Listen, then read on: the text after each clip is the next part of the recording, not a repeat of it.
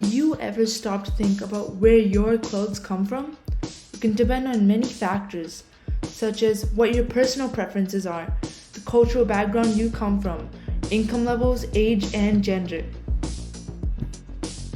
A 2018 report from Euromonitor International estimates that the average American buys as much as 52 new clothes a year.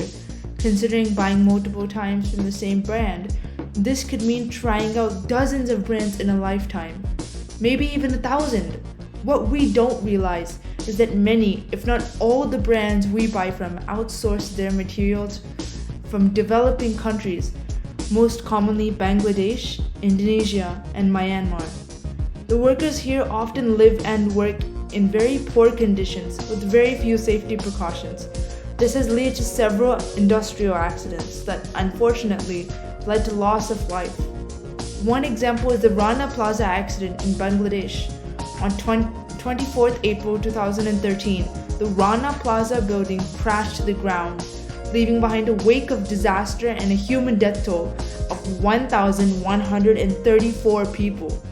Closer inspection revealed that structural cracks in the building caused it to fall, which were overlooked due to poor safety precautions.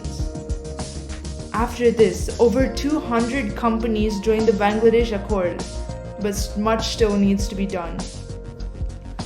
It's not just the working conditions. The pay of Bangladeshi garment workers can be as low as 69 cents per hour, which is incomparable to the country's living wage. Myanmar has also been embroiled in the garment struggle. When its military seized control on February 1st, 2021, Myanmar garment workers had to face abuse and military constraints that severely affected their quality of living. The Business and Human Rights Resource Center's Myanmar Allegations Tracker has captured 100 plus cases of human rights abuse towards 60,800 garment workers, creating garments for 70 factories that provided resources for a minimum of 32 popular fashion brands. The names being Bestseller, CNA, Adidas, Inditex, Guess, H&M, and more. Imagine the same shoes you wear to your morning run, making contact with the overworked hands of suffering workers in Myanmar. Organizations around the world have raised a plea for international brands to leave Myanmar until peace is restored. 3 brands alone have heeded their call: Aldi South, Tesco, and CNA. When there's so many issues regarding the fashion industry globally, involving numbers they cannot even begin to fathom, it can feel overwhelming trying to work individually to change a massive system. Some people buy fast fashion because it's cheap. I mean, if something is closer to you and it's cheap, others are helpless to make a change, and some are simply unaware of the issue. Some organizations are doing what we as individuals cannot. For example, Clean the Clothes campaign, Labor Behind the Label, and Textile Exchange. The No Sweat campaign from UK has launched campaigns against sweatshops and even manufactures its own clean clothing. The wave of movements doesn't have to just stop at companies. You can make a difference too. Try buying less, more durable clothing and second-hand garments. Support ethical clothing, brands, and manufacturing methods. Manage your existing wardrobe properly, and if you can't, donate the ones you don't need. Follow these tips and you're guaranteed to make a dent in the long-lasting structure of garment employee abuse. Remember, just a single thread weave together to create a strong piece of clothing. People can join together to create a lasting change in the fashion industry, for now and forever. Thanks for watching this video from Heartstrings.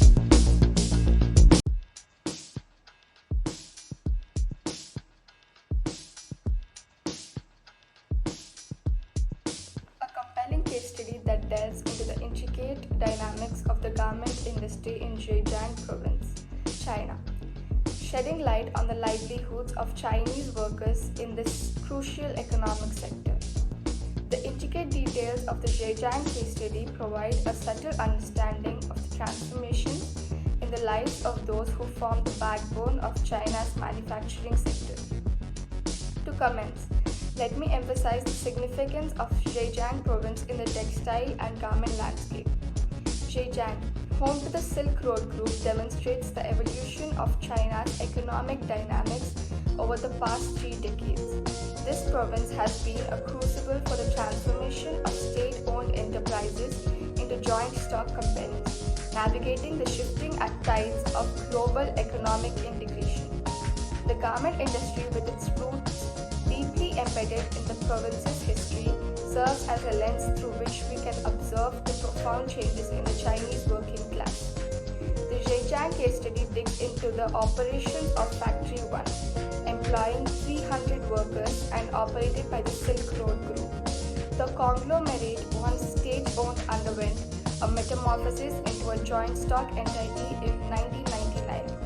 Factory 1, contrary to stereotypical perceptions, presents a workplace environment that stands apart from the conventional image of sweatshops. The brightly lit and air-conditioned workshops, coupled with tidy conditions, challenge preconceived notions, emphasizing the company's commitment to formal employment relationships. Within the factory's workforce, the Zhejiang case study reveals a diverse composition. 70% of the workers are women, and a significant majority, 80%, are classified as outsiders. Individuals migrating from provinces like Anhui, Sichuan, and Jiangxi to seek employment opportunities. The employment landscape in Zhejiang province has undergone a transformation since the 1990s, where workers were predominantly young, single, and temporary. Now, a more mature and settled generation, often with families, is reshaping the dynamics of the labor force. Crucially, the Zhejiang case study underlines the formalization of employment relationships, with all workers signing labor contracts and receiving wages on time.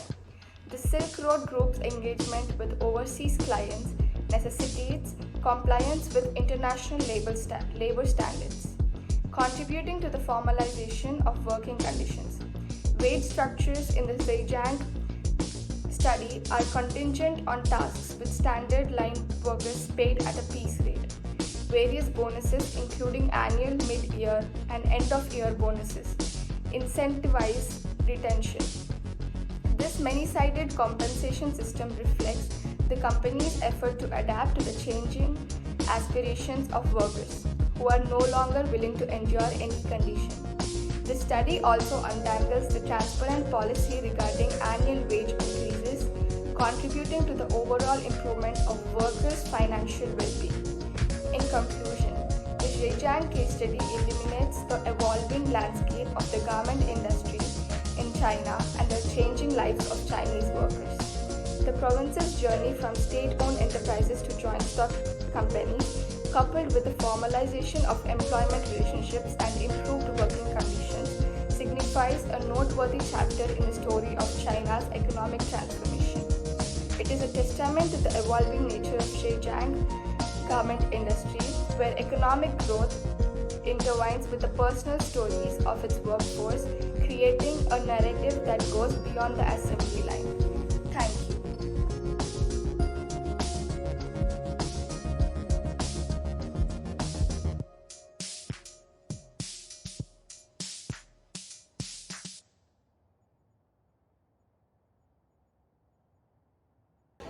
Wrong choice of clothing, I feel, because fashion, if you see, everything has its uniqueness, but then it should fit your body and then you should be able to carry on well. And if it doesn't cater to, like people liking that, then you have not supported the sense of fashion in that, I believe. It's about your self-presentation, your confidence. Like old people being forced to work. Fashion really doesn't exploit the industry, but therefore exploits the person or the labor making it. Therefore, fashion is always produced at a cheap rate, so everyone can afford it. Living in India, I have seen that laborers have been exposed a lot, especially in countries like Bangladesh, where it's the main source of income by producing goods and fabrics. The major companies like Zara and H&M who exploit laborers, and this is my personal point of view, in Bangladesh because of cheap production out there. So it's not really about the people wearing it, it's about the people producing it. Just because people want at a cheaper rate, affordable fashion is known as fast fashion. People want, so the producers have to reduce the cost by therefore exploiting the labor and making them, work in bad conditions. Okay.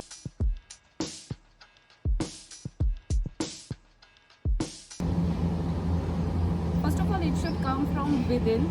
Okay, each one should understand what actual the sense of fashion is, and then it has to go. But then everyone has their own likings, like you cannot, nobody can interfere in that. Yeah. Actually, I've read a couple articles on Google. It's not about anyone being forced, it's therefore your own wish and will, because there are very few countries which are like fashion oriented countries which are known for their producing. They're mostly low economic developed countries, so they're not like USA or China or European countries. Okay, they don't have the economic status of really working in an IT company or getting the education. So therefore countries like Bangladesh or India, small parts of India, are exploited by these companies, but these companies not really forced, but it's just the reasons and their financial status that forces them to work for fashion industries.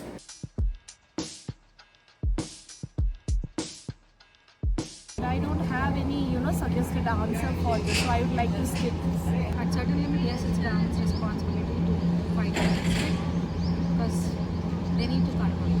Yeah, they should be. Yes? The company's responsibility. Because I feel like they're responsible for what happens in their company. Sure, it should be governments, because government is responsible for every labor law or for the citizens. Therefore, we do pay taxes. So yeah, the government should be responsible for all of these problems.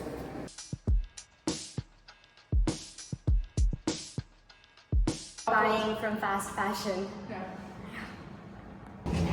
I support every local company, so there are no brands that I use. So for me, everything is fine, but it should look good. Something which gives you a relaxation, but in that you should see which is suitable also. It's not beyond or it should be stock or branded, but you should see a good thing, how you can present and share it with others. Okay? First of all, buying good clothes from good oriented brands and having a good CSR, corporate social responsibility, because if you really see, it really depends on the company. Seeing from a consumer point of view, economical point of view, consumer psychology, everyone's going to buy the cheapest. But we should make sure that you're buying a good product, a good economical price, not the cheapest price, but seeing the company's background that it really does not exploit fashion, or it's not a labor intensive industry, like factory, therefore a more machinery type and few people really operate it. It does really cause unemployment, but therefore not exploiting the people who are not working. It doesn't mean that if people are unemployed, you exploit them. Just next.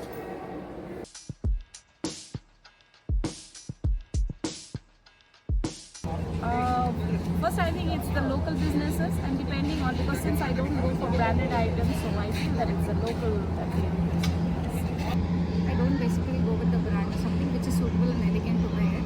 Just like a high school. Okay. So I prefer mostly sports brands. It's going to be Nike, Under Armour, and I'm not such a luxury brands fan because therefore again economical cost and what's cost best for me. Zara, Louis Philippe, Shantu Nickel, then there is Van Heusen, anything for a niche market, not a luxury market. And other brands like, it's mostly Nike, that's it.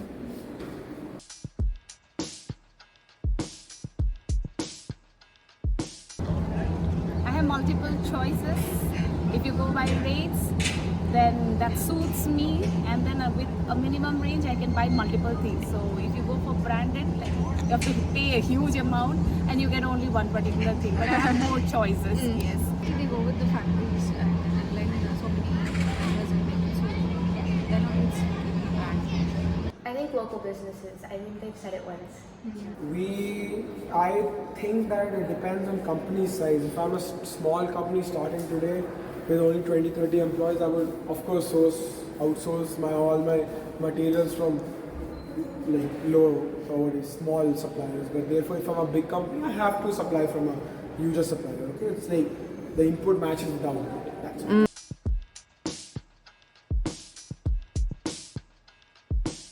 I think government has given all these provisions now, and then they have made certain SOPs related to that.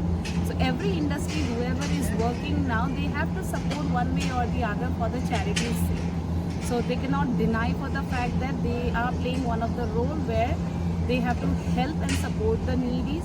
And apart from that, I also feel that even if they are not willing to do that, but government has made that taxation in such a way that somewhere or the other, directly or indirectly, they are supported. Any place which is interesting. It's because they have a lot of variations, they're in trend, they know how to keep up. Especially Nike. See, it's about my. First of all, I really like sports and I like sports attire. It really suits on me, so I really like them. And therefore, Nike does have a good CSR and a sustainable way of developing products, especially their shoes. The shoes are made from recycled plastic bottles, made into a thread and stitched. So yeah, and Nike looks cool on me.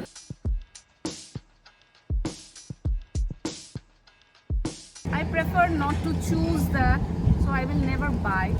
And I never bought in my life, so I don't think I have ever used such type of products also. There are few which definitely do that. So They contribute 10%. Therefore, I do not know Nike's any CSR. Therefore, I just know that they just want to reduce, fashion waste or any clothes waste or shoes wastage. But I don't really think that Nike would contribute to education also. It's therefore any education like Byju's or therefore it would be an academy. People who really provide education for a cause would have the CSR as providing free education.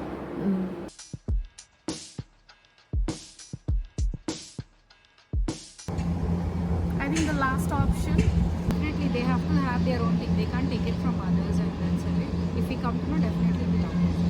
So I think discontinue, because I feel like one won't do anything. I would not choose any of the options. Like from a consumer point of view, to be honest, a consumer is not in a state where it really sees about the benefit of the good. That's what we are learning in our economics.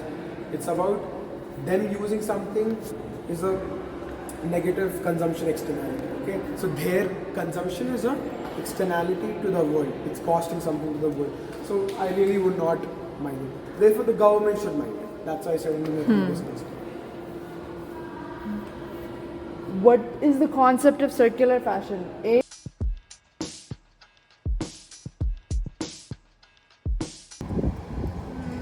Levi's, I think. Cycle is the best option. Can you? Reusing clothing. I really do not know the term circular fashion. It's the last option.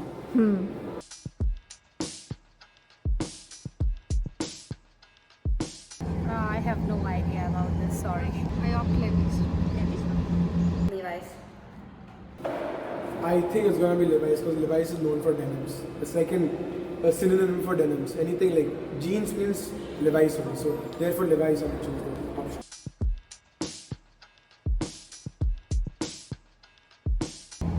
No, I haven't. Adidas. Adidas.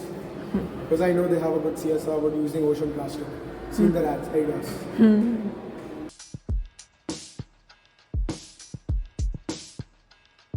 No, through this questionnaires, I think I got to know a few new things, and I have never thought that I have to, research on that. But definitely, I'll be doing that.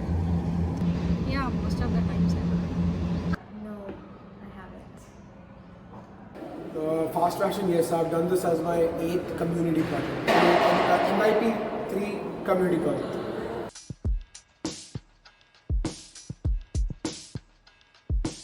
No, through this questionnaires, I think I got to know a few new things, and I have never thought that I have to, research on that. But definitely, I'll be doing that.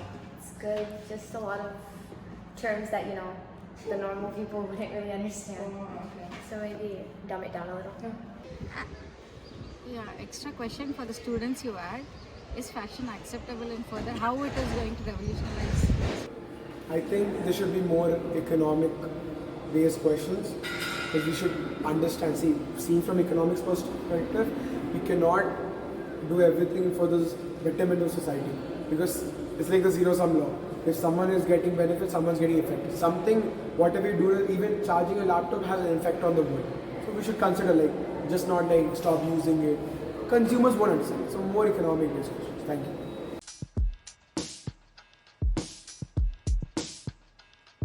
So informative. Very good. I think it was good. Good. Average. A few answers I was not able to give.